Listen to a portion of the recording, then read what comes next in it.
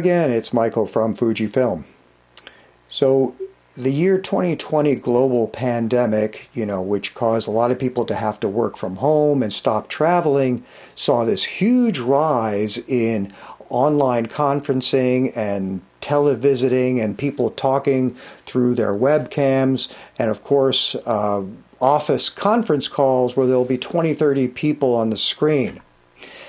Sometimes somebody on the screen will have a virtual background and it will look like they're sitting on a beach in the Caribbean, or maybe the New York City skyline is behind them when you know that they live in Detroit.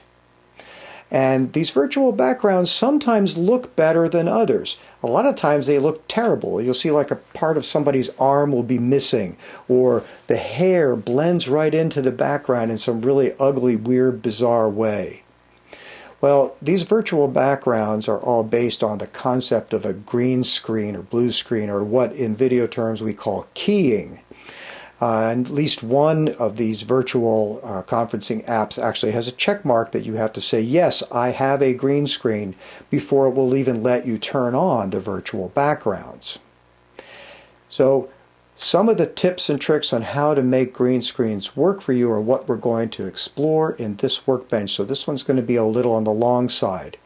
But I think what you're going to see is it's not as hard as you think. And also there are a lot of things out in the internet, especially in the photography world, about techniques where you've got to do it this way and you must never do it that way. And I hope to prove to you that those absolutes are in fact not always absolute.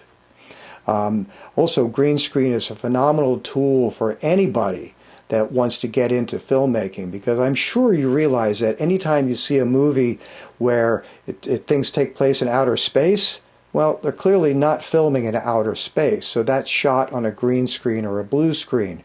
So if you want to make your own space fantasy, it's not that hard. So let's take a look at it. Okay, I'm obviously standing in front of a green screen. I've actually got this set up to do a low budget, or I should say no budget, band video later today. And this is really to show you what can be done in your own family room or your backyard or in a garage without actually having to rent a studio. Now, renting a studio with a proper green screen, large cyc with full lighting is the best way to go if you've got the money and the time. But again, I'm trying to show you what can be done on a shoestring. And what you're actually looking at here in terms of lighting and practice is really bad. So first of all, you see that there are wrinkles and stuff in the background. The lighting on the background is uneven. And most of the illumination right here is primarily coming from a big patio door window that's off to my left. There's a little bit of light in the front, and I've got a little light overhead that's got some warm gel in it to give me the feeling of sunshine, because the purpose of this video is going to be to have the band out in nature, outdoors. So let's put myself outdoors. And that's why I have this overhead warm light, to make it feel like sunshine, okay? We're not going for reality here, okay? This is just basically to have a fun, artistic looking video. And again, this is what I tried to say earlier. There are best practices, okay? If you are a big budget movie and people are plunking down $20 to see your movie, you want the green screen or the blue screen to be absolutely perfect, okay? But for a no budget video, it's very, very difficult sometimes to tell perfect from just good. So it's up to you to decide what level of acceptance, because you can see it actually works even with terrible lighting. So before I get into good lighting, let's talk about why green. So all skin tones, regardless of your ethnicity, okay, basically falls into the red family. Red, magenta. Whether it's light or dark, it's all basically reddish. And the reason is we all have red blood. And the red blood underneath that layer of skin is what the primary tint of our skin tone is. There's something called a vector scope, which is a video analysis tool used for color correcting. And there is actually something called the skin tone line. And it's because all human skin tones fall within that zone. What is the opposite of red? basically green. There are no people with green skin tones, so green was chosen to give you a really good, easy way to separate the background from the skin tone. And this is what keying is all about. In particular, we're doing something called a chroma key. We're going to tell the software to take that color and make that color transparent. And when it's transparent, whatever is underneath that video layer is going to be visible. It's that simple. That's what keying is. And there's actually nothing that says the key has to be green. It doesn't have to be green. It can be yellow. It can be red. It can be orange. And blue screens are also very commonly used, okay? But the important thing is you really don't want a key to be the same color, or I'm sorry, I should say you don't want a key that's going to have foreground colors the same as the background. Let me show you what I mean by that. All right, you can see I've changed into my comfy flannel look, and this shirt is great to show you what I'm talking about. So obviously there's red, which stands out really well against the green, but if you look also, there are small little squares of greenish fabric here as well. Now they're not exactly the same green as the background, but they're fairly close. And this will cause a problem now. When I go into the software and I apply the filter for the keying effect, you can see what happens is that part of the background ends up coming through where these green squares are. This can be fixed a little bit. I can tweak the software to help that go away. But for starters, you can see that that's not best practice. Now I've turned on all the lights actually on the background. I've closed off that window, so now we are getting as even an illumination pattern as possible.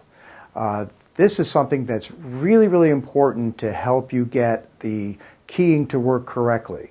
Because just like the flannel shirt, where there was the green tones that were close to similar as the background, if you have varying degrees of color on the background, you're going to have more trouble getting the keyer to work correctly and make the proper color disappear.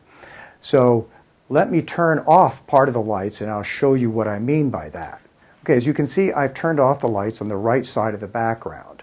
Very different in luminance level, and because the luminance level is different, the saturation levels and the hues are a little bit different as well. And this now is going to cause some problems with your software when we try to create the key, because it's not going to be able to make everything go away evenly. And this is the important thing, is you want everything to go away evenly.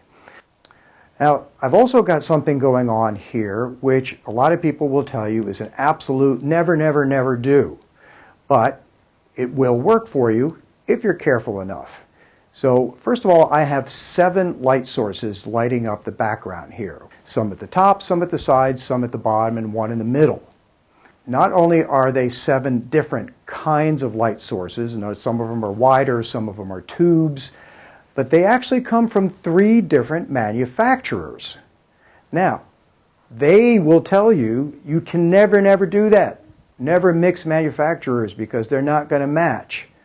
Well, okay, as you can see, actually, it works perfectly well. But of course, I can tell by looking at them that they are all fairly close, and these are all lights that have been made within the last couple of years, so the state of technology on them is fairly recent.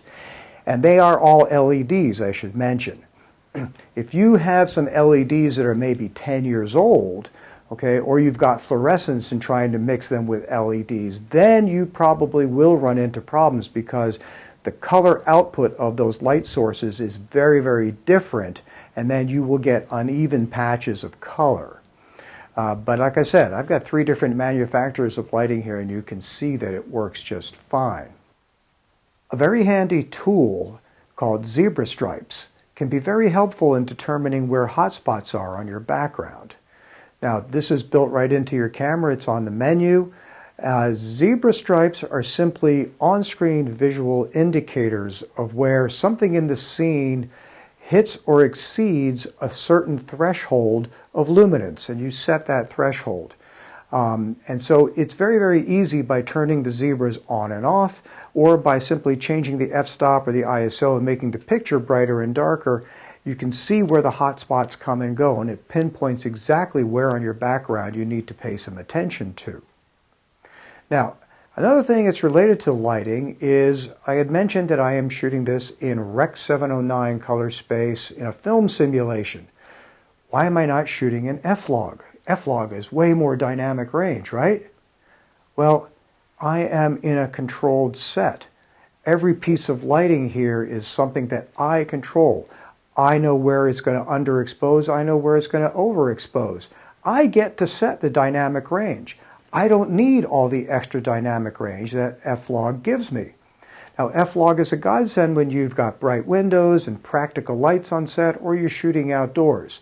But in a controlled environment where you're in control of everything, make your life easy. You don't have to go with the F-Log and do the extra grading. Another thing they will tell you to never do is to never shoot in 4:2:0 subsampling, color subsampling. Now, if you don't know what color subsampling is, please go to another video and learn about it elsewhere. I can't go into it right now. But I'm going to tell you that what you're looking at right now is in 4:2:0 subsampling. I am shooting this again on the GFX 100S, and I am doing it in the Rec. 709 color space with the Eterna film simulation. But again, it's 4:2:0. So the best practice is to use 4:2:2 or 4:4:4 if you can.